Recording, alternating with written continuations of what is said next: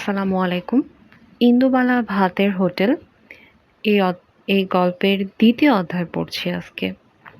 ২য় অধ্যায়ের নাম বিউলির ডাল। ভাদ্রের যে এমন নাভিশ্বাসের গরম আছে ইন্দুবালা আগে কখনো জানতেন না, কিংবা ঠাউর করতে পারেননি তেমন। বিয়ের পর ছেনু-মিত্তির লেনে এসে বুঝতে পেরেছিলেন শহরে দমবন্ধ করা পরিবেশ কাকে বলে।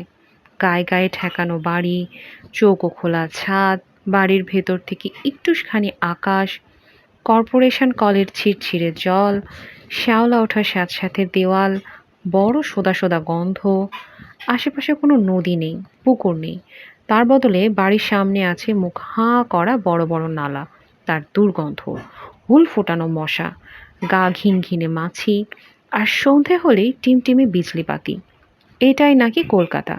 এখানে আসার জন্য মানুষ স্বপ্ন দেখে, গড় হয়ে প্রণাম করে না দেখা কালীঘাটের মায়ের কাছে, বটতলায় সত্যপীরের সিন্নি চড়ায়, মুখের খাবার বন্ধক রাখে ঈশ্বরের কাছে। একবার কলকাতায় আসতে পারলে ট্রাম, বাস, মনুমেন্ট, ফেরিওয়ালার কাছে কাচের চুড়ি, এইটুকু সাধের জন্য এতটা কষ্ট করা। বাড়ির কোনো এক সমবয়সী মেয়েকে কোনো একদিন হয়তো নিজের মনের প্রশ্নগুলো করে ফেলেছিলেন ইন্দুবালা তার সহজ সরল ভঙ্গিতে। তার গেয় বিদ্যে তখনও শহরের মানুষের জটিল মনের তল পায়নি। পরে যে পেয়েছিল তেমনটাও নয়। সারা বাড়ি ছড়িয়েছিল কোনো এক গাঁয়ের মেয়ের কলকাতাকে দূরছাই করার সংবাদে। শাশুড়ি মুখ ঝামটা দিয়ে বলেছিলেন, কোথাকার কোন রাজেশ্বরী এলো রে, পাকা দালান কোঠায় পা পড়ে না, শুনেছি তো সেখানে শেয়াল কুকুর ঘুরঘুর করত। তা ঠিক। খুলনার কলাপোতায় সন্ধে হলে বাঁশবাগানে শেয়াল ডাকত, তুলসীতলায় জোনাকিরা ভিড় করে আলো জ্বালত, লণ্ঠন লাগতো না। ভাদ্রের এই সময়ে কাঠ চাপার গন্ধে আকাশ বাতাস ভরে থাকতো। বিয়ের যেদিন সম্বন্ধ এলো অশ্বত্থতলায় সেদিন অষ্টম প্রহর। রাজশাহী থেকে এসেছে কীর্তনের নাম করা সব দল, ছানা এসেছে খুলনা শহর থেকে। বড় ভেন বসেছে সামনের তালতলার রান্নাঘরে। এদিকে বাড়িতে ঠাম্মা বানাচ্ছে তুল তুলে নরম মোমের মতো তালের পিঠে। কলাপাতায় গরম গরম সেই ভাপ ওঠা পিঠে আজও যেন ইন্দুবালার চোখে জলছবি হয়ে ঘুরে বেড়ায়। ততক্ষণে অষ্টম প্রহরের মালসা ভোগের দই চিড়ের জন্য মানুষের কাড়াকাড়ি পড়ে গেছে। ইন্দুবালার তাড়া আছে, সে মালসা ভোগও খাবে, তার সাথে বাড়িতে গিয়ে ঠাম্মার তৈরি তালের পিঠে। এদিকে দূর থেকে ধৈর্যটি পিয়ন আসছে সাইকেলে চেপে, তার স্বরে চিৎকার করে বাবার নাম ধরে, ও ব্রজমোহন বাবু, শুনছেন? চিঠি আছে। চিঠির কথায় ইন্দুবালা ঘুরে তাকায়। একটু আড়াল নিয়ে দেখতে পায় বাবার হাতে একটা পোস্ট কার্ড। ধৈর্যটি পিয়ন বলে, মাস্টারবাবু, ইন্ডিয়াতে মেয়ের বিয়ে সম্বন্ধ করেছেন, একবার জানাননি পর্যন্ত? এদিকে কি ছেলের অভাব ছিল? আমার ভাইপো তো এখন ঢাকায় সুতোর কলে কাজ করছে। বাবা পারতপক্ষে চাননি মেয়ের এদিকে বিয়ে হোক। ভেবেছিলেন তার সোনার বরণ কন্যের যথাযথ মর্যাদা করতে পারবে ওপারের লোকজনেরা। তাই খুব ব্যস্ত সমস্ত হয়ে বছর ১৫ বয়সে বেশি দোজাবরের ছেলের সাথে বিয়ে দিয়েছিলেন নিজের একমাত্র মেয়ের। বিয়েতে বাড়িতে আপত্তি উঠেছিল তীব্র। ঠাম্মা নাওয়া খাওয়া ছেড়ে দিয়েছিলেন। মা বলেছিলেন, এর চেয়ে মেয়েটাকে একটা কলসি আর গামছা দাও না, হালদারদের পুকুরে ডুবে মরুক। ভাইগুলো ফুঁপিয়ে কেঁদেছিল। তোদের তখন এতটাও বোঝার বয়স হয়নি। তবুও কারো কথা শোনেনি বাবা। বইয়ে কোথাও কোথাও বানানের ভুল আছে, এখানে তাদের হবে যেটা তোদের লেখা আছে। লাইনটা এরকম হবে, তাদের তখন এতটাও বোঝার বয়স হয়নি। তবুও কারো কথা শোনেননি বাবা। আর কেউ না জানুক, তিনি হয়তো বুঝতে পেরেছিলেন কোনো না কোনো সময়ে বাপ ঠাকুরদার এই ভিটে ছেড়ে তাদের একদিন চলে যেতেই হবে। সেদিনের ভয়ে তিনি সারাক্ষণ অতিষ্ঠ হয়ে থাকতেন শেষের দিকে। তাকে অবশ্য কষ্ট করে চোরের মতো রাতের অন্ধকারে সীমান্ত পেরিয়ে এপারে আসতে হয়নি।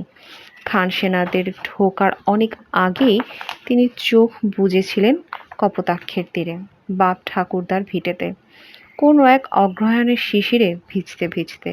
আর বাকিরা জ্বলে পুড়ে মরেছিল স্বাধীনতার আগুনে। বাংলা ভাষার রাষ্ট্র হোক, এই স্বপ্ন বুকে নিয়ে এক আশ্বিনের রাতে শিউলির গন্ধে। ইন্দুবালার বাপের বাড়ি থেকে শ্বশুর বাড়িতে পুজো আচ্ছা হতো বেশি। শনি নামের যে ঠাকুরের পুজো হয়, ইন্দুবালা এখানে এসে তার কথা সঠিকভাবে জানতে পারেন। শাশুড়ি ছেলের মতিগতি ফিরিয়ে আনার জন্য নানা মন্দিরে হত্যে দিতেন, উপোস আচ্ছা করতেন, পাঁজি ধরে ধরে ছেলের নতুন বউকেও বাদ দিতেন না। খুব কঠিন নিয়মে বেঁধে রাখতেন। যদিও ইন্দুবালার গ্রামে ঘেটু ষষ্ঠী, ওলাই চণ্ডী, পুণ্যিপুকুর ব্রতে এত কঠোর অনুশাসন ছিল না। চাপড়া ষষ্ঠীতে কাঁঠাল পাতার ভেতরে গুড় আর কলা দিয়ে মাখা আটার সিন্নি খেতে দিব্যি লাগতো। বাড়িতে হতো খুদের চালের পায়েস। এইসব কথা শুনলে শ্বশুরবাড়ির লোকেরা হাসাহাসি করত, তাচ্ছিল্যের নামে অপমান করত। সেসব গা সওয়া হয়ে গেছে ততদিনে। পূর্ণিমা আমাবস্যায় তিথি নক্ষত্রের ফেরে ভালো দিনে ইন্দুবালাকে সঙ্গে নিয়ে মানুষের টানা রিকশায় গঙ্গার স্নানে যেতেন শাশুড়ি। প্রথম দিনের ঘটনা আজও মনে আছে ইন্দুবালার। স্বামী ডেকে এনেছেন এমন এক জিনিস যা দেখে আধভাঙা ঢাকাওয়ালা গাড়ির মতো। সামনে টানা দুটো সুরের মতো লাঠি, তার মাঝে দাঁড়িয়ে একটা শিরিঙ্গের মতো লোক, তার হাতে একটা ঝুমঝুমি। এরেই বুঝি টানা রিকশা বলে? স্বামীর সাথে কথা হয় না শাশুড়ির সামনে। তা ছিল নিয়ম ভঙ্গের শামিল। শাশুড়ি জবাব দেন, দেখেছো কখনো বাপের আমলে? নাও ওঠো এবার। সেই বিষম বস্তুটায় উঠতে গিয়ে ইন্দুবালা কেঁদে ফেলেন আর কি।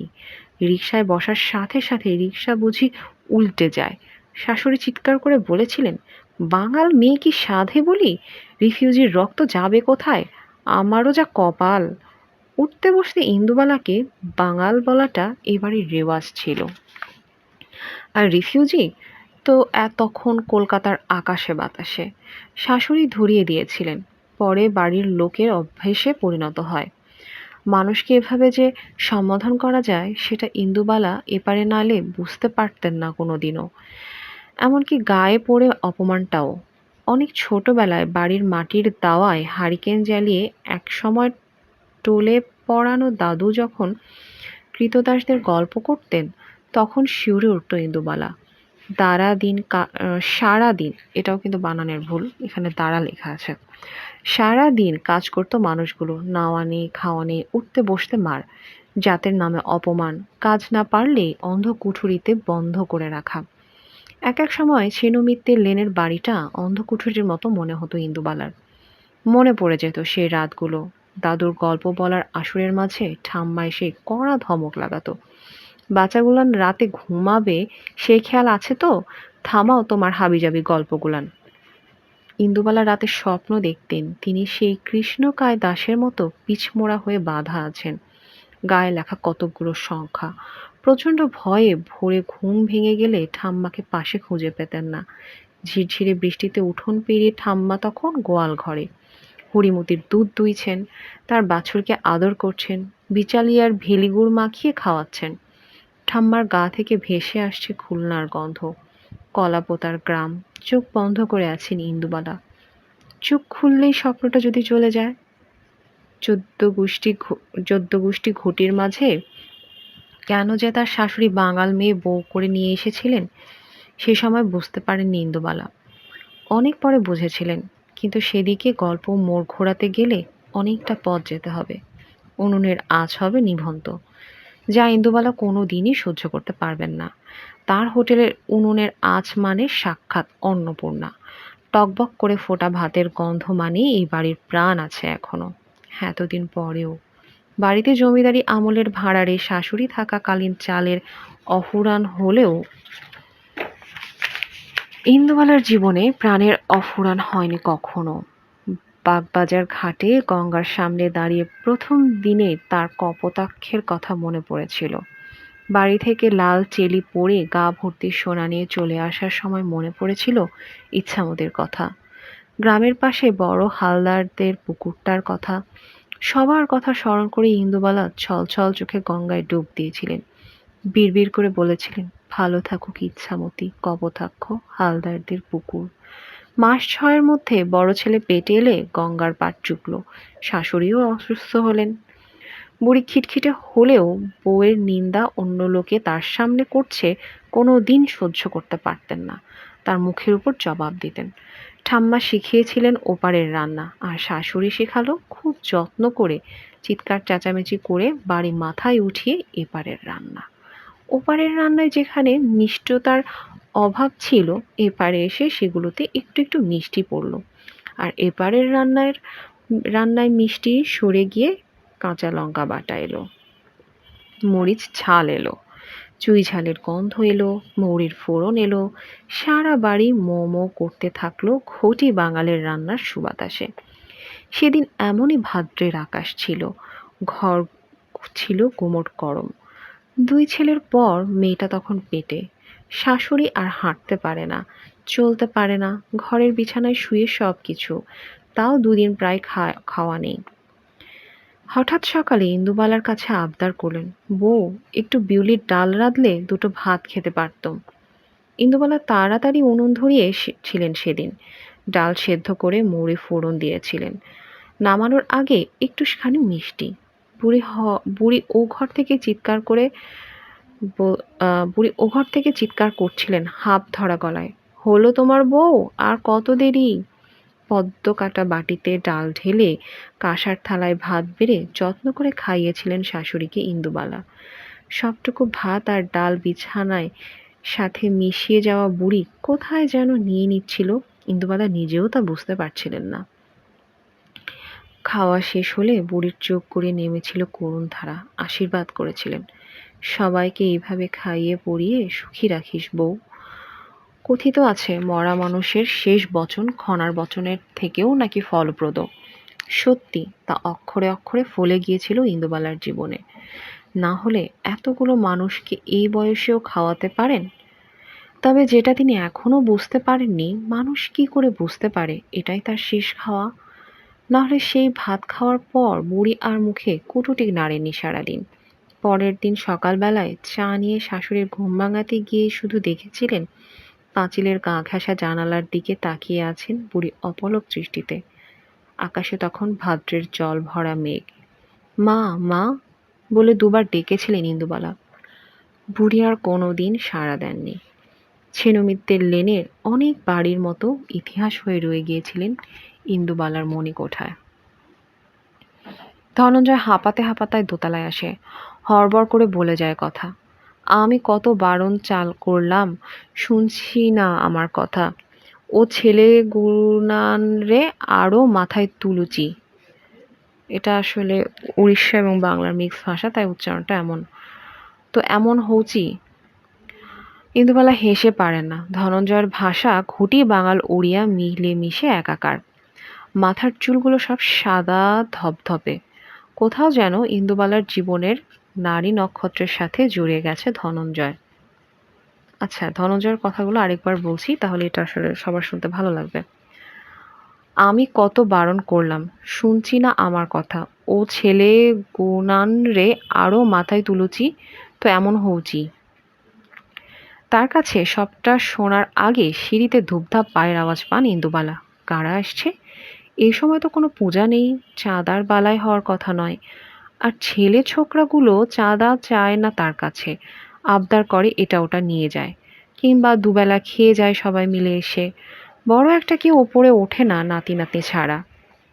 কিন্তু তাদেরও তো এখন আসার সময় নয়। কিছুদিন আগেই তো সুনয়নীকে ঠেলে পাঠালো নিজের বাবার বাড়ি। শুনছেন নাকি কোনো কলেজে পড়াচ্ছে। মাঝে মাঝে সে এসে পড়লেও এখন তার মোটেই আসার সময় নয়। ইন্দুবালা এগিয়ে যান দোতলার সিঁড়ির কাছে। সামনেই যাকে দেখতে পান সে কিংসুক, উল্টো দিকের মেসে থাকে, ডাক্তারি পড়ছে। মাঝে মাঝেই রান্না খেয়ে দিদা বলে জড়িয়ে ধরে। ফর্সা দেখতে, চোখে আবার গান্ধী ফ্রেমের কালো চশমা। শহরে নতুন উঠেছে, আর চাঁদি পর্যন্ত ছাঁটা ফুল কাট চুল, আর তার ওপরটায় আবার ঢেউ খেলানো বাবরি। বড় মিষ্টি লাগে এমন সব আজব সাজগোজ দেখে ইন্দুবালার। ছেলেটা সিঁড়ির কাছে এসে দাঁড়ায়। ধনঞ্জয় তেড়ে আসে। ওপরে সে উঠতে দেবে না। হড়বড় করে বলে যাওয়া কথায় যেটুকু বোঝা যায়, কিংসুক হোটেলের সামনে টাঙানো কালো বোর্ডের লেখা মুছে দিয়েছে, যেখানে রোজ রান্নার মেনু লেখা থাকে। ইন্দুবালা বলে, এ তো ভারী অন্যায় কিংসুক। আমার লেখা মোছো কি কি করে? কিংসুক তখনও হাঁপাচ্ছে। তার সদ্য তারুণ্য হার মানতে শেখার নয়। শোনো দিদা, সত্যি বলছি, আমি তো ছিলামই না কয়েকদিন। বাড়ি গিয়েছিলাম। কাল লাস্ট ট্রেনে বর্ধমান থেকে ফিরেছি। মুড়ি জল খেয়ে শুয়ে পড়েছি। না না, প্লিজ তুমি আগে আমার কথা শোনো। আজ সকালে উঠে গিয়ে দেখি ইন্দুবালা ভাতের হোটেলে রান্না হবে কচুর ডালনা, মসুরির ডাল আর ট্যাংরা মাছ। এ কেমন কথা দিদা? আজ সুজিতের জন্মদিন, ও খাবে কি? এই সুজিত, তুই আবার রূপম সাবেরর পেছনে লুকোচ্ছিস কেন? এদিকে আয়। পেছনের ছোট খাটো ভিড় ঠেলে যে ছেলেটা এগিয়ে আসে তাকে দেখে চমকে যান ইন্দুবালা। কোঁকড়ানো চুল, গালে হালকা দাড়ি, কালো বার্নিশে গায়ের রং। হাসলে টোল পড়ে গালে। চোখে শুধু চশমাটুকু নেই। এতদিন পরে এইভাবে কেউ ফিরে আসে? সত্যি কি আসা যায়? তিনি শুধু জানেন আলোক কোনোদিন ফিরবে না, ফিরতে পারে না। বড় বেতের ঝুড়ি দিয়ে খাবার ঢাকা দেওয়া থাকতো রান্নাঘরে। অনেক রাতে শহর নিশুতি হলে ইন্দুবালা ভাতের হোটেলের পেছনের দরজায় কড়া পড়তো একবার। ওটা সাংকেতিক শব্দ, মানে, জেগে আছো কমরেড ইন্দুবালা? কমরেড? সেটার আবার কি মানে? আলোক ফস করে সিগারেট জ্বালায়। আপনি দেখছি কিছুই জানেন না। তা না জেনে আমাদের খাওয়াচ্ছেন কোন সাহসে? গোটা শহর আমাদের কি বলে জানেন? ইন্দুবালা ঘাড় নাড়েন। না, জানেন না। আলোক শির দ্বারা সোজা করে বলে, নকশাল। ইন্দুবালার চকিতে মনে পড়ে যায় আজকের কালেক্টর অফিসের কেরানিকুল খেতে এসে কী সব ফিসফিস করে আলোচনা করছিল। কটা ছেলে মারা গেছে, গঙ্গার ঘাটে বোমা, সব নকশাল নকশাল। বিপ্লব করে তিন দুনিয়া পাল্টে দেবে। ইন্দুবালা তাকিয়ে থাকেন আলোকের দিকে। একদিন রাতে যখন দরজা ধাক্কিয়ে ভাত খেতে এসেছিল তখন তো জানতে চায়নি পরিচয়। আজ কেন জানাচ্ছে? মা বলতেন অতিথির কোনো পরিচয় হয় না, ধর্ম হয় না, তারা হন ঈশ্বর। চকিতে জবাব দিয়েছিলেন আলোক। তাকাতে পারেননি ইন্দুবালার দিকে। সে সাহস তার ছিল না। যদিও দুটো ঘোরেল পুলিশ ইন্সপেক্টর আর একটা গোয়েন্দা দপ্তরকে সে আদা জল খাইয়ে ঘোরাচ্ছে কলকাতার রাস্তায়, অলিতে গলিতে। লালবাজারে একজন তাদেরও ওপরের লোক হাতে লোহার বেড়ি নিয়ে বসে আছেন নিজের সাদা কালো আমিকে চিনিয়ে দেবার জন্য। এত সব দস্যিপনা করা ছেলেটা সেই নিশুতি রাতে এক সহজ সরল গেঁয়ো বাঙাল বিধবার দিকে চোখ তুলে তাকাতে পারেনি। শুধু বিড়বিড় করেছিলেন, ঈশ্বরে আমি বিশ্বাস করি না কমরেড, কিন্তু আপনারা থাকুন, আপনারা থাকলে আমরা থাকব। অনেক রাত পর্যন্ত কান পেতে থাকতেন ইন্দুবালা, অপেক্ষা করতেন আলোকের জন্য। সারাদিন ওরা না খেয়ে পুলিশের তাড়া খেয়ে ছুটে বেরিয়ে অধিকার আদায় করছে, মানুষের মতো বেঁচে থাকার অধিকার, চারটি ডাল ভাতের অধিকার, অপমানিত না হয়ে স্পর্ধায় মাথা তুলে দাঁড়াবার অধিকার। তারও ভাইও কি শুধু একটা ভাষার জন্য, একটা দেশের স্বাধীনতার জন্য এমন করে পালিয়ে পালিয়ে বেড়ায়নি? শুনেছিলেন সেদিন ভাত খেতে এসেছিল ভাই, আর খান সেনারা গোটা বাড়িটাকে আগুনে খাইয়ে দিয়েছিল। ঠুক শব্দ শুনলেই নিজের ঘুম থেকে উঠে গিয়ে দরজা খুলে দিতেন ইন্দুবালা। ছেলেটা 7 দিনের ভাত একদিনে খেয়ে কোথায় যে কাঁধে ব্যাগ ঝুলিয়ে চলে যেত কে জানে। মজা করে ইন্দুবালা তার একটা ছদ্ম নাম দিয়েছিলেন, প্যাঁচা। প্যাঁচার জন্য রোজ ভাত বাড়া থাকতো, কিন্তু প্যাঁচা রোজ আসতো না। তার আসা সম্ভব ছিল না। রাতের অন্ধকারে শুধু একটা গলা ফিসফিস করে ভেসে বেড়াতো, কমরেড ইন্দুবালা, আপনার থাকলে আমরা থাকব। কিন্তু কই, ইন্দুবালা তো আছে। তাহলে আলোক নেই কেন? সুশান্ত নেই কেন? গোড়া নেই কেন? মাধবী নেই কেন? প্যাঁচার দলটা যে আর ভাত খেতে আসেনি কোনো দিন। বরানগর ঘাটে পিচ আর ব্লিচিং দিয়ে ঢেকে দেওয়া হয়েছিল রক্ত। সেদিনও কি এমন বৃষ্টি পড়ছিল না? সেদিনও কি মনে হয়নি হাঁড়িতে আর কিছুটা চাল বেশি নেই? কেউ যেন একটা হাত ধরে ইন্দুবালার। ছানি না পাকা ঘোলাটে চোখে সামনে তাকান। কিংসুক হাত ধরেছে, পাশে সুজিত, আরও পেছনে ইন্দুবালার সব চাঁদপানারা। দেখবে না দিদা তোমার বোর্ডে কি লিখছি? তারপর তুমি ডিসিশন নিও এগুলো আজ রান্না করবে নাকি করবে না। ওরা তোড়তাড় করে নামে। ইন্দুবালা কি আর অত তড়বড় করতে পারেন? হাঁটুর ব্যথা, গেঁটে বাত নিয়ে এক দঙ্গল ছেলের সঙ্গে যখন সেই কবেকার কালো সিমেন্টের বোর্ডের সামনে এসে দাঁড়ান, তখন তার চোখ ঝাপসা হয়ে আসে ভাদ্রের বৃষ্টির মতো। কবেকার আলো, গোরা, সুশান্ত, মাধবী যেন কিংসুক, সুজিত, রূপম, সাবেরের হাত ধরে এসে লিখে গেছে তার বোর্ডে। ইন্দুবালা হোটেলের আজকের মেনুতে জ্বলজ্বল করছে ভাত, বিউলির ডাল, আলু পোস্ত, কালো জিরে দিয়ে পার্শে মাছের ঝোল, বিলাতি আমড়ার চাটনি। ইন্দুবালা জানেন এরপর তিনি আর স্বস্তিতে থাকতে পারবেন না, যতক্ষণ না ছেলেগুলোর মুখে হাপুস হুপুস শব্দ ওঠে। সারা বাড়ি ছড়িয়ে যায় বিউলির ডালে মৌরি ফোড়নের গন্ধে, পার্শে মাছে কালো জিরের পাশে কাঁচা লঙ্কার আবেশ করা ঝোলে, আলু পোস্তের একটু কাঁচা তেলের সুবাসে, বিলাতি আমড়ার টক সর্ষের মন কাড়া তীব্র ঝাঁঝে। কলাপাতা পাড়ে, মাটির গ্লাস, লেবু, নুন, লঙ্কা। কবেকার এক পেট খিদে আর চোখ ভরা স্বপ্ন নিয়ে হারিয়ে যাওয়া ছেলে মেয়েদের হয়ে এখনকার প্রজন্ম ভাত খায় ইন্দুবালার হোটেলে। ইন্দুবালা আজও বিশ্বাস করেন অতিথির কোনো ধর্ম হয় না, বর্ণ হয় না, জাত গোত্র কিচ্ছু না, অতিথি হয় ঈশ্বর। দ্বিতীয় অধ্যায় এখানে শেষ। এরপরে তৃতীয় অধ্যায় পরে কোনো একদিন। আল্লাহ হাফেজ।